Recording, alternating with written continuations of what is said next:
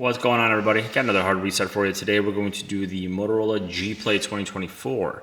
If you have one of these and you have a pattern or a password and you forgot what it is and you gotta do a hard reset, I'll show you how to do that. Just a reminder though, when you do a hard reset, you will delete everything off the phone.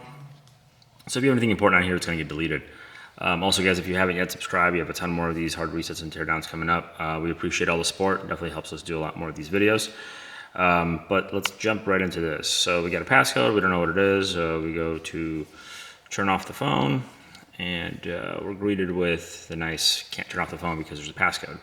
So what you have to do in this case is we gotta get the phone off. So the best way to do this is to get it to restart and then go right into our recovery option. So what we wanna do is we wanna hold volume, you have your volume up here, volume down, and power button. We wanna hold all three buttons at the same time. So I like to do this when the screen is on.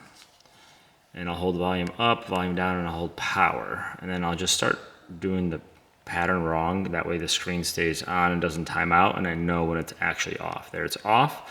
Then let go of volume up and just keep holding volume down and power key. So the normal reset for this Motorola is volume down and power key at the same time, and it'll get you to this menu. But if you can't turn off the phone, you have to do basically a restart, and then to get it to the mode, just take off. Once it's officially off, let go of volume up, hold volume down and power still, and then it'll get you right here. And from here, what we want to do is we want to use the volume buttons to scroll. We want to scroll down to recovery mode and then hit the power button. That's your select button. If your phone is off and you're trying to do a hard reset, all you need to do is just hold volume down and power button, and it should get you right into that mode, and then you can follow the rest of these steps to get it to reset.